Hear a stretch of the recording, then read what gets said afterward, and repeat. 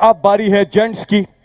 تو یہ جو قرآن دازی ہوئی اس میں جو نام نکلا ان کا نام ہے میاں محمد افضل. السلام علیکم. السلام علیکم خان صاحب. میں آپ کے انصاف کے ویژن سے بہت متاثر ہوں اور پچھلے 27 سال جب آپ نے انصاف کی تحریک شروع کی تھی اس وقت میں نے ممبرشپ لی ہوئی تھی. اور مجھے یہ صرف بتائیں کہ آپ کی جو سٹرگل ہے پچھلے 27 سال میں اس میں جو آپ یادیں سوچتے ہیں جو یاد کرتے ہیں چیزیں وہ مجھے آج بتائیں اور اس کے بعد پھر میں دوسرا سوال کرتا ہوں. نہیں پہلے دوسرا کر لو, دوسرا بھی کرو, اکٹھے جواب اچھا دو. خان صاحب میں آپ کو نا جب آپ پرائم منسٹر تھے اس وقت بھی میں لیٹر بھیجتا رہتا تھا اور آج بھی میں نے بھیجا آپ کو کہ آپ اس کو لیٹر پڑھتے رہتے ہیں. دیکھو یہ لیٹرز کا زمانہ چلا گیا, واٹس ایپ کا زمانہ آ گیا. نظام کی تبدیلی کے لیے میں تجاویز آپ کو بھیجتا رہتا ہوں. اچھا بتائیں, سوال پوچھیں. جی پچھلے 27 سال میں آپ نے جو سٹرگل کی ہے وہ آپ کو جو یادیں آ رہی ہیں اس کے بارے میں آپ ذرا ہمیں بتائیں. دیکھیں مجھے یہ جو 27 سال کی سٹرگل میں نا جو 3 لوگ مجھے ہمیشہ یاد رہتے بھی ہیں اور مجھے افسوس ہوتا ہے کہ اللہ ان کو اس دنیا سے لے گیا.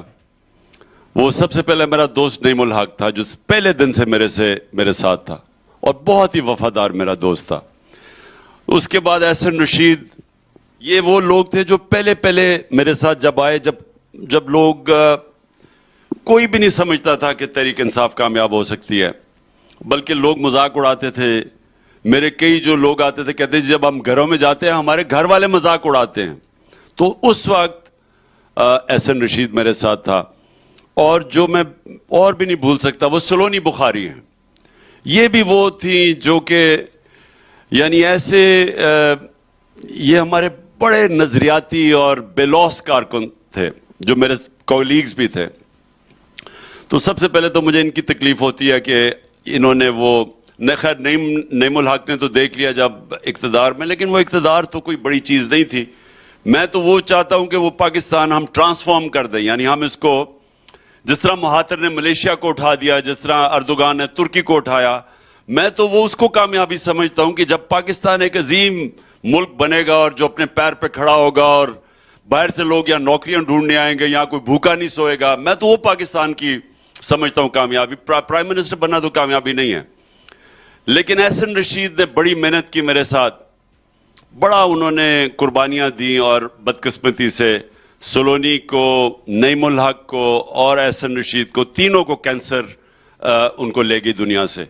تو ایک تو مجھے ان کا بہت مجھے یاد بھی رہتے ہیں اور مجھے افسوس ہوتا ہے کہ ہمارے ساتھ نہیں ہے آج.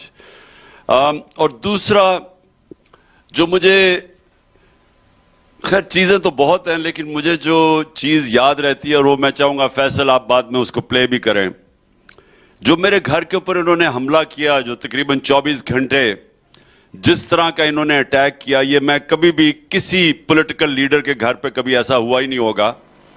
یہ مقبوضہ کشمیر میں ہو سکتا ہے, یہ فلسطینیوں سے اسرائیلی کر سکتے ہیں, لیکن میں کبھی نہیں سوچتا تھا کہ اپنی پولیس اور رینجرز میرے گھر کے اوپر اس طرح کا اٹیک کریں گے. ایک کہ جب میری بیوی اکیلی تھی گھر میں اور انہوں نے گھس کے لوگوں کو مارا, کارکنوں کو چیزیں لوٹ کے لے گئے, جو چیز ان کو ملی اٹھا کے لوٹ کے لے گئے, توڑ کے لے گئے, توڑی چیزوں انہوں نے. اور اس کے علاوہ جو انہوں نے جب اٹیک کیا, لیکن جو اس میں جو مجھے سب سے زیادہ چیز پسند آئی کہ جس طرح وہ نوجوان کھڑے ہوئے اتنے رینجرز اور پولیس کے سامنے اور 24 گھنٹے مقابلہ کیا. وہ جو ایک فیضان کی جو وہ ویڈیو ہے وہ میں اس لیے مجھے پسند ہے کہ میں اس میں تبدیلی دیکھ رہا ہوں اس ملک کی, کہ جب آپ کے نوجوانوں میں اس طرح کا جذبہ آ جاتا ہے نا, یعنی وہ ان کا خوف چلا جاتا ہے. اور جس طرح وہ ایک ساری اب یہ یاد رکھیں یہ گھنٹوں سے مقابلہ کر رہے تھے, تھوڑے سے لوگ تھے مقابلہ کر رہے تھے, ادھر پولیس ادھر رینجرز, اور ٹیئر گیس شیلنگ اور واٹر کینن اور پتہ نہیں کیا کیا پیلٹ گنز، جو بیچاری سمابیا کو سامنے اس بے شرم آدمی نے دیکھ رہا ہے کہ خاتون کھڑی ہے، اس کے اوپر 2 اس نے فائر کیے پیلٹ گنز کے. تو جس طرح انہوں نے مقابلہ کیا، اور میں ویسے آپ کو یہ بتا دوں کہ ایسی چیز کبھی آزاد معاشرے میں، یہ جو آپ دیکھ رہے ہیں نا، یہ آزاد معاشرے میں کبھی ایسی چیز نہیں ہو سکتی. کیونکہ یہ جو پولیس والے، یہ جو بھی رینجرز یا پولیس والے تھے، ان کے خلاف کارروائی ہونی تھی، کیونکہ قانون ان کو اجازت نہیں دیتا یہ کرنے کی.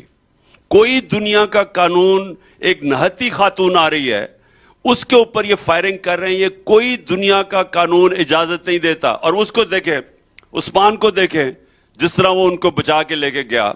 اور یہ دیکھیں، وہ جو اس نے اپنے آپ کو سامنے کھڑا کر دیا ان کے یہ گولیاں مارنے سے، وہ اس کو دیکھیں، وہ آگے کھڑا ہو گیا سامنے، وہ جو عثمان تھا.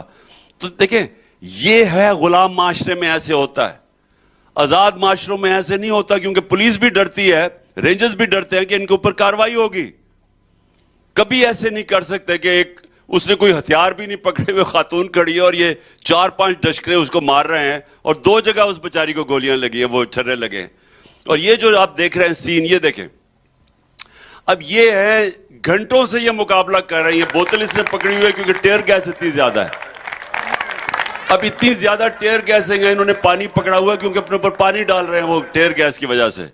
لیکن ان کا جذبہ دیکھیں کہ یہ اس کے باوجود یہ کھڑے ہیں نوجوان، اور یہ تھوڑے سے ہیں اور وہاں پتہ نہیں کتنی پولیس اور رینجرز تھے. تو جب قوم ایسا جذبہ آ جائے پھر وہ قوم کچھ بھی کر سکتی ہے.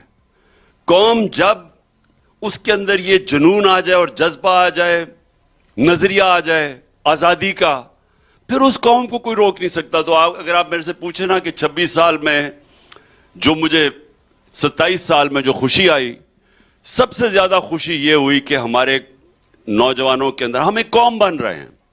افسوس سب سے زیادہ ہوا کہ میں کبھی نہیں سمجھتا تھا کہ میری اپنی اسٹیبلشمنٹ میرے سے دشمنی کرے گی.